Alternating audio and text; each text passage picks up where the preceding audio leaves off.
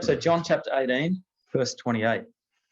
So Jesus has been at Annas first and at Caiaphas, and now he's taken across from Caiaphas to the governor's headquarters. So he's off to Pilate. So I'll just read through that section from verse 28, chapter 18. From Caiaphas, Jesus was led into the governor's headquarters. It was now early morning. The Jews themselves stayed outside the headquarters to avoid defilement so that they could eat the Passover meal. So Pilate went out to them and asked, "What charge do you bring against this man?" "If he were not a criminal," they replied, "we should not have brought him before you." Pilate said, "Take him away and try him by your own law." The Jews answered, "We are not allowed to put any man to death." Thus they ensured the fulfillment of the words by which Jesus had indicated the manner of his death. Pilate then went back into his headquarters and summoned Jesus. "Are you the king of the Jews?" he asked. Jesus said, "Is that your own idea, or have others suggested it to you?" "What, am I a Jew?" said Pilate. "Your own nation and their chief priests have brought you before me. What have you done?" Jesus replied. "What have you done?" That's what Pilate said. Then Jesus replied, "My kingdom does not belong to this world. If it did, my followers would be fighting to save me from arrest by the Jews. My kingly authority comes from elsewhere." "You are a king then," said Pilate.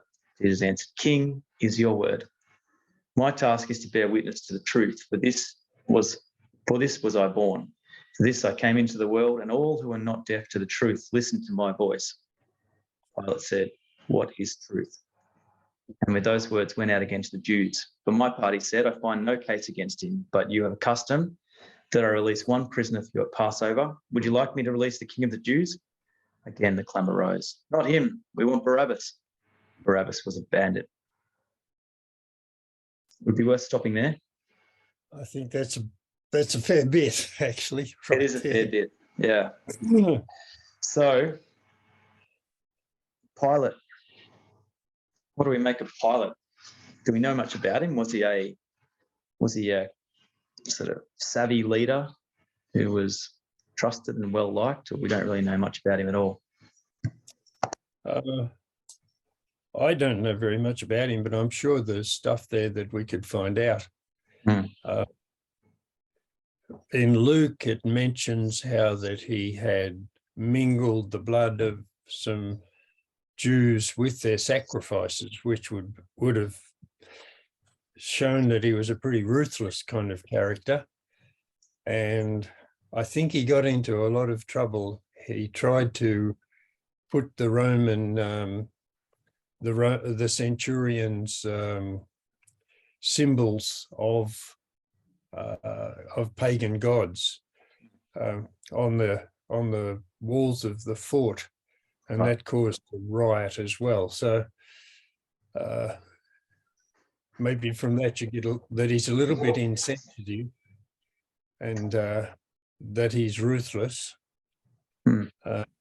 Tough job ruling the Jews, though. He had to be, yeah. Doesn't sound like they were that easy to rule. Reading this through, I get a real sense that there's that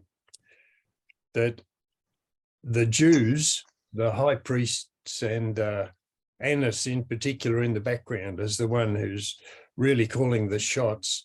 They're used to doing things not out in the open, and they have everything all worked out beforehand. And here's, in this case, I mean, I think that first paragraph where in the first, they wouldn't go into the headquarters to charge Jesus because of their religious scruples. And this was a house that hadn't been cleansed, ready for Passover. So they wouldn't dare go in because that would defile them and they wouldn't be able to keep the feast, like it says here. I think that they're willing to follow those laws, but they didn't really follow the laws about giving someone a fair trial. That's right, exactly that.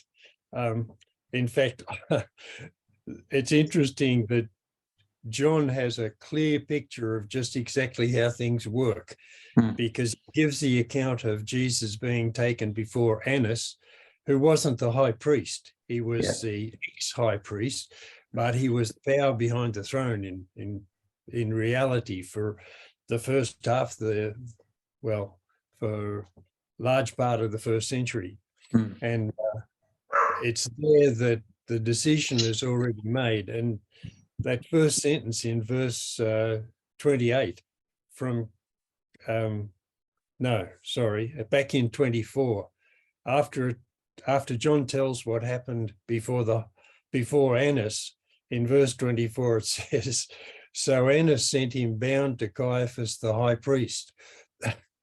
And that sort of is the summing up of exactly where Caiaphas fitted into the real world of what was going on there in the power plays of the Jewish nation.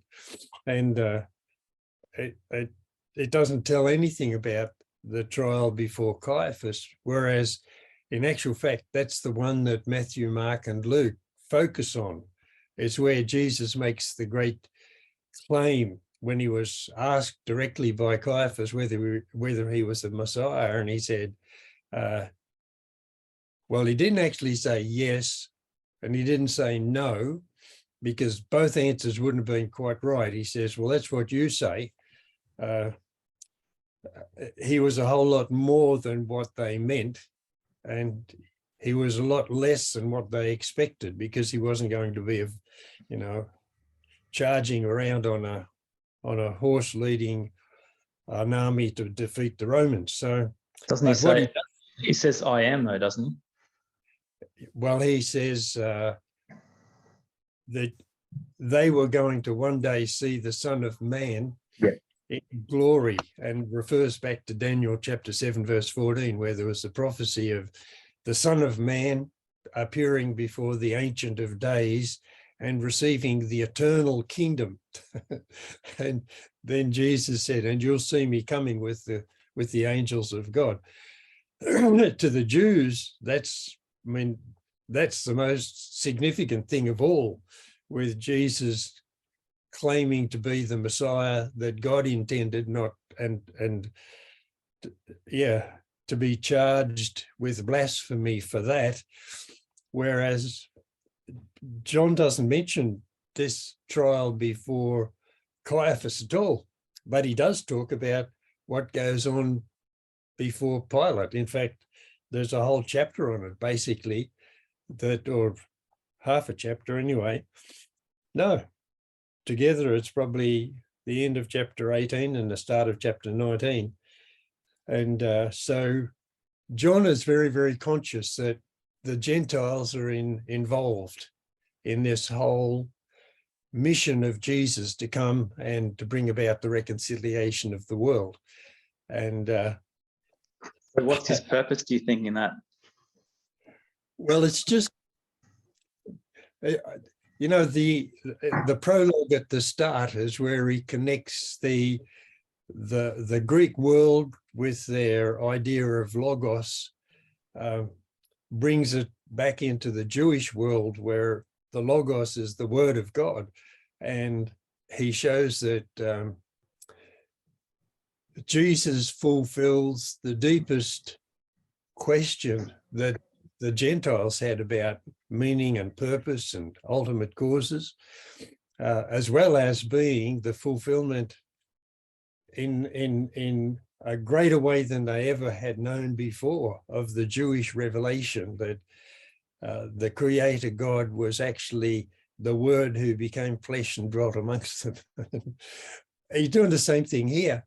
He's showing, when you look at it in perspective, the fact that he leaves Caiaphas and the Sanhedrin out of it, and shows that that was only just a formalization of what Annas had already decided. And there's nothing religious about it at all. What's going on is that they want to put Jesus forward as a showcase of how much more sensible it is for us to for the Jews to actually live under the peace of the Roman Empire. And obviously for the Sadducees, that was true. It was much better for them because they had everything all organized for their benefit, and they could play the game forever. But for the ordinary Jewish people and for the Pharisees, who really did believe the Bible, their Old Testament, I mean, the Old Testament, their Bible, it wasn't at all what they wanted. But yeah, but Annas had used the Sanhedrin to get a formal charge, and he wanted to make it so that that the Romans would execute Jesus and make him a showcase of how silly it was to have any other idea about the Jewish fulfillment of prophecy and that sort of thing.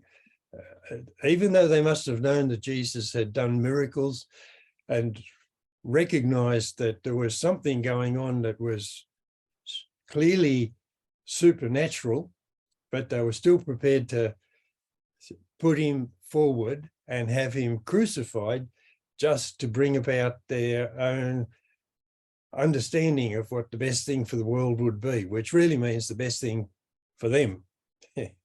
Yeah. So here we have Jesus before Pilate, and there's nothing in Jesus that seems to want to placate Pilate or cooperate with him. Pilate asks him questions. Are you the king of the Jews? And Jesus says, is that your own idea, of others suggested it to you? Pilate gets annoyed with him. What, am I a Jew?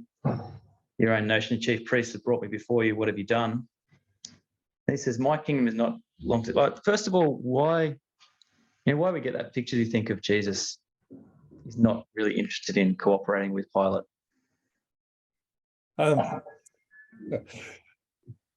First of all, think of Pilate. This is somewhere around about 6 o'clock in the morning, and he's already been approached by the high priest. They must have approached Pilate to get a Roman guard to go with the temple police and arrest Jesus. So they'd already communicated somehow or other with Pilate the night before, or earlier that night, I suppose. And in that, they must have had some good reason to convince Pilate to give a Roman guard and to go and arrest Jesus. And the thing that would have stirred Pilate as the governor of Jerusalem would have been the fact that Jesus had just come into a couple of days before, had come in, and the whole city had gone out to meet him and greeted him as the king of Israel. And so Judas knew all about it. That first paragraph, when he goes out and meets them, he asks, what charge do you bring against this man? Obviously, because this is a public trial, and he has to be formal. He has to have a charge of some kind. And the answer of the Jews is really disrespectful. In verse 30, if he were not a criminal, they replied, we should not have brought him before you. And Pilate's response to that was to get in a huff. He's not going to cooperate. Even though they've talked beforehand with him, he's saying, well, you go and do your own business. You go and carry out your law. But of course, that isn't what Annas had in mind. He really wanted Jesus killed by the Romans, and to fulfill that purpose of subduing these hopeful Jews about maybe the possibility of a Messiah who's going to rescue them from the Jews. And yeah, so for Annas, this is the perfect time to do it, because you've got the maximum number of people from all over Israel in Jerusalem. Precisely. So the perfect time to make a statement. And according to the other Gospels, Jesus has already caused a stir by closing down the market in the temple, which was run by Annas and his family. And so you can see the background of this tension going on. The Jews know clearly what they want to happen, what they want to happen. And Pilate has been dragged in on it. And I think he's just waking up to the fact that the Jews are doing something. They've got a like a hidden agenda here, and he's in charge. And so he says, well, you go off and judge him yourselves. But of course, that forces them then to say, but they really want him to be crucified. They want him to be put to death. And the Romans' way of putting to death was by crucifixion. And they wanted the Romans to do that. Actually, they couldn't put a person to death. So they definitely needed, they needed Pilate to cooperate with them. And that's why Pilate says, I've got to really find out what's really going on here. And that's why he goes back into the headquarters, calls Jesus before him and puts that question to him. Are you the King of the Jews? And what's Pilate's point really in asking that question? It seems like a ridiculous question in some ways. But I mean, that's the charge, obviously, that he's claiming to be the King of the Jews. Does he really want to know?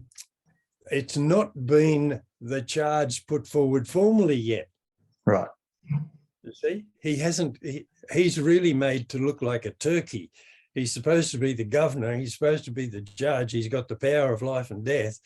And he suddenly he's got this growing suspicion that he really has been fooled by Annas and the whole high priest. Right, yeah. Because he's cooperated with the arrest. And obviously there's been those connections before, yeah. And so he comes to Jesus really perplexed. Are you the king of the Jews? And he knew enough about what was going on. I'm sure that the Romans had fingers everywhere and ears and everywhere in the whole city, really alert at this time of the festival. So he probably had a fair idea of what Jesus was about. And he knew that in the other Gospels, it says he knew that they had brought Jesus before him out of spite. And so he's kind of waken up to it.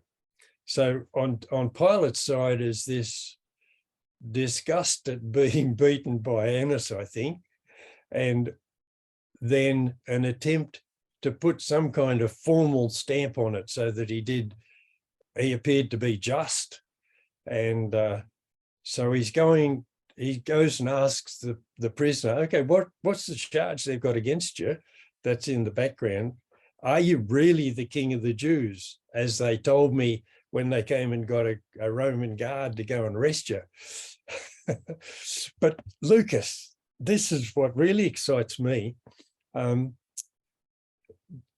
Jesus is not indifferent. I think Jesus is looking at Pilate and seeing that Pilate is at least thinking this whole process through, and he's onto what the Jews are about. And his way of talking to Pilate is kind of trying to see whether Pilate might actually be one of those whom the Father has given to him. Remember back in chapter 6, when Jesus said, I am the bread of life? Just tilt your screen up a bit, Laurie. We're losing you off your screen. Oh, okay. Sorry about that. Falling down. That's better. I'm getting excited. That's right. In chapter 6, remember after he was talking to the fellows that had been fed, and although they had seen they'd seen the signs, they'd seen the sign of him feeding the 5,000, and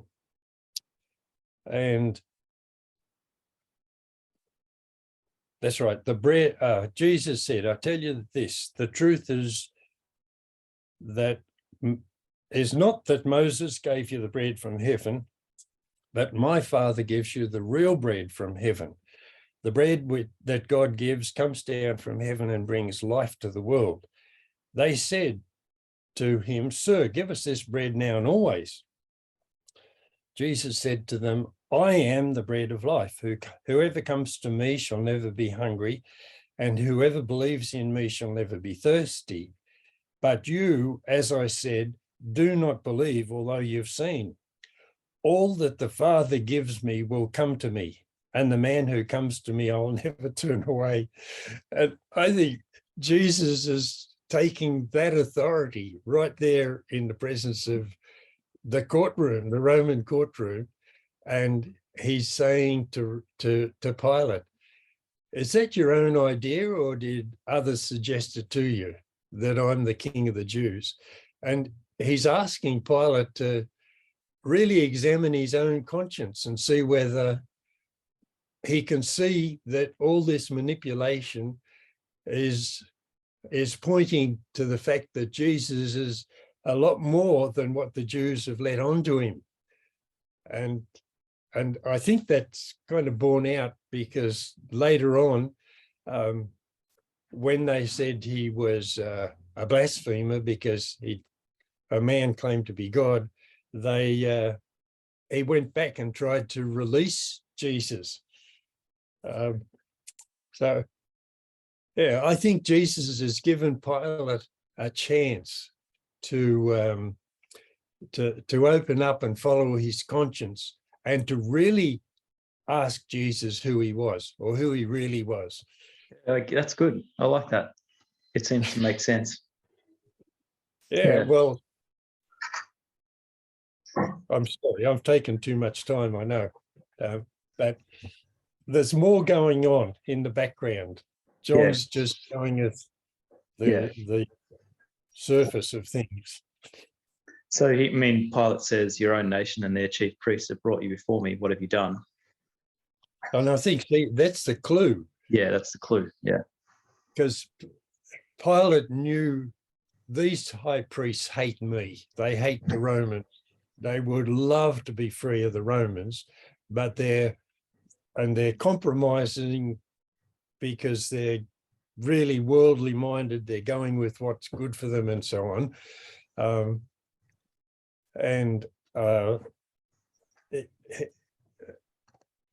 He's saying, the very fact that they've brought this man along to me and pretended that he's trying to rebel against Rome, but he's not really rebelling against Rome, that's just an anomaly.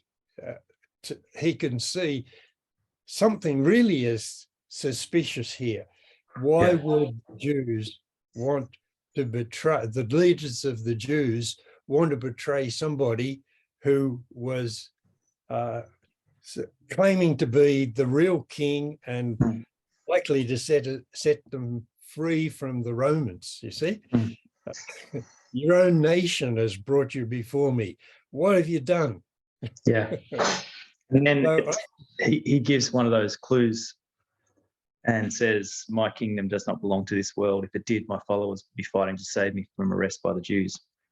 My kingly authority comes from elsewhere. So, Jesus is giving him a little bit of a clue about who he is. A big clue.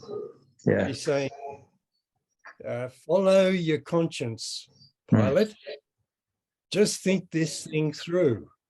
I'm being rejected by the leaders of the Jews, but the whole population just 2 days ago were welcoming me and saying, obviously, I'm not a rebel like they're charging me with, or they're wanting to let you think that I am. Otherwise, my followers would still be out there fighting like crazy. You really would have had a mess on your hands. Whole of Jerusalem would have been in turmoil because by this time he had a lot of followers in Jerusalem. And just the attitude of Peter, remember, there's old Peter putting his foot into it again, because that was precisely what Jesus was telling Pilate, we're not rebels. We're not setting out to cause a war here. What I'm on about is a lot bigger. And that's why he said, my kingly authority is not of this world. It doesn't originate here. It's not to do with force and fear. My kingdom, it comes from somewhere else, and it's got a different nature altogether. It's interesting that he says it comes from elsewhere. He doesn't say where it comes from. I suppose that's where he's asking, that's where he's leaving it open for Pilate. If Pilate is interested and wants to follow his conscience to say where it's coming from, but he doesn't. But what it is saying is that my kingdom is a different nature altogether. It doesn't depend upon weapons and force, but it depends upon, there is a kingdom, and it comes from God, obviously, but it's a kingdom that has to be won by, like he said in all of his teaching, to be won by love. He wants not the outward submission under the authority of a king who is going to frighten them with his power, but he wants a kingdom which is based upon love and commitment and a desire to be in a relationship with the king that is so intimate that we actually share his nature. This is what he's been talking about to his disciples, and some of it would have gotten out. If you're not going to be a rebel in the way that I think you are and the way that I have to be serious at putting down, if you're going to be a rebel in a different way, what's this different way? And it's the way of love. It's a way of winning by loving and desiring the utmost good. And those who belong to the Father will respond to that, and they will be subjects. And that's what he says. I suppose it's about responding freely, isn't it? Yeah. Not being forced into it. But then the other issue is not just that free response, but the other issue is truth. And that's where we get to now. It is. Jesus says, my task is to bear witness to the truth. For this was I born, for this I came into the world, and all who are not deaf to truth listen to my voice. Again, it's that, I suppose it's giving Pilate a chance to respond. But Pilate's response is, what is truth? A response for the ages, a response, a worldly response. Just so much in that,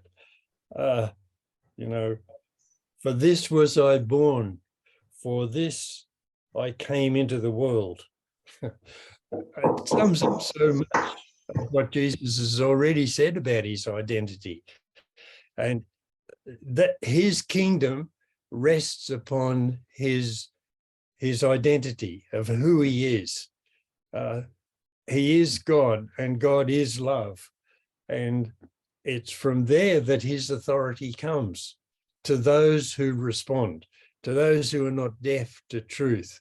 And the truth that he's talking about is the ultimate truth, the truth about the very reality of that we live in. It's not just a sort of surface truth to be sorted out, whether the high priests are right or whether this prisoner is right, or, just in terms of Pilate's expertise, but it's going to the very bottom of reality. The sort of thing when Jesus said, if you're going to follow my word, you're building on rock. And that's the nature of the kingdom that Jesus is king of. And those who listen to the Father, who listen to the truth, they if they have any sense, seems to me, would respond. And looking into my own heart, I really do think that before I became a Christian, I really wanted to know the truth. And it's that desire to know the whole truth, the full truth, the absolute truth that I think is... Yeah, if you don't want to know the truth, then you say things like, what is truth? Exactly. And that's what Pilate did. Sad. Yeah. Yeah. But I suppose I realise now that Jesus is actually revealing quite deep things to Pilate. He's giving an opportunity to an insight into his identity, and that he's not sort of being cagey or something like that. He's actually having a genuine conversation that is deeply engaging Pilate. It must be, well, obviously later on we know that it is causing Pilate a lot of grief. Yeah, yeah. And we do the same thing, I think, Lucas. Yeah. No matter what the discussion is about, you can see in it its relationship with the truth. And just talking with somebody, that there's, if your heart's set for it. I had a memory verse out of 1 Timothy.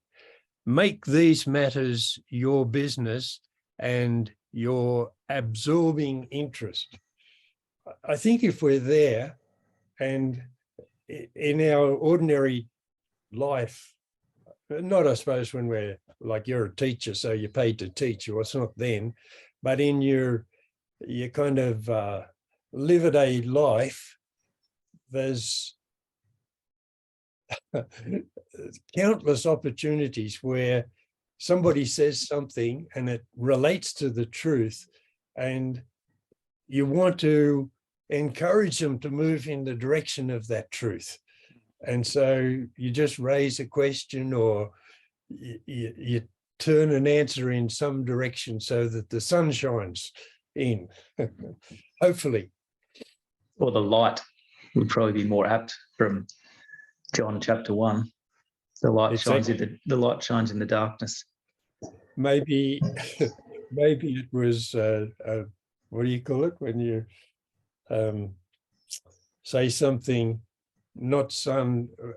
Yeah, if you turn it from sun in the sky to son of God, it's the sun shining in. So I suppose Pilate's doing what people do when they're in a position. For him to actually pursue the truth in this case would have been complicated. It would have been messy. It would have, it would have messed up his whole position, and there would have been huge costs. And here is probably exhibited one of the things that people do to avoid truth. It's about staying comfortable and maintaining the position that I've been thinking about this a bit lately, because I had an episode with a kid at school yesterday who just kept telling lies. And every time I went and checked it out and rang up his mum, the lies kind of got worse. He kept admitting what his mum had told me, but then saying more lies. And I said, well, I'm going to go and check with your mum about that. And he said, yeah, sure. And then he's lied again. He's just hoping that I won't follow it up. And I think for him, obviously, he's got something he's hiding, because he wants to live a lifestyle where he's nicking off from school. He doesn't want his parents to know that he's going into town and doing whatever. He's trying to hide it and say he just missed the bus and sitting waiting and whatever. He's not being honest about it. So that was what was serving him. But for Pilate, he was serving the need to maintain the status quo. He was in a comfortable position. He had power, and that's what we're willing to do. That's when we're willing to compromise truth, because truth is costly. Yeah. And behind it all, one of the things that Pilate said there when Jesus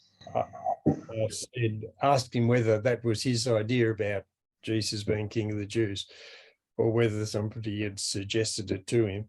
And Pilate said, "What? Am I a Jew?" Yeah. There was a pride in there. Yes. That he hated the Jews. And that was a prejudice right from the start. Yeah, and probably was possibly annoyed that he was stuck in this position in this messy kind of country where, he's got the chance to be the what is he, the procurator? No. Yeah, procurator. He's got the chance to have that leadership role, but probably wishing he was somewhere else. I imagine so. Yeah. But what a chance he had, Yeah. He had a chance to actually meet the Son of God. Yeah. The Extraordinary. And it would have been worth the whole turmoil if he had resisted the Jews. He tried to resist them. He turned out to be on Jesus' side. Yeah. Totally. Yeah, we'll get there next week. Okay. Yeah, well, I think we've run out of time now, so we probably need to wrap it up there. But we'll come back. We probably should have a quick discussion next time about sort of Barabbas and his question to the Jews. Yeah. I mean, the Jews are just compromising completely in all of this. Oh, it's sad. Yeah. And the worst thing about it for me is that the ordinary Jews sided with the high priest and his party against Jesus when they'd been so for him just a couple of days beforehand. Yeah. So what's that shift? Is it just the temperature of the times? They got carried away with the whole Jesus thing, and Jesus doesn't necessarily turn out to be fulfill their expectations, and so they just ditch that idea. Why such a quick shift? I mean, Jesus, he'd already warned about this because he said he wouldn't entrust himself to the crowds. Yeah. And this, this is exactly that working out of that. The masses of people, you don't entrust yourselves to them because they'll just shift their attentions and their passions and whatever. Yeah.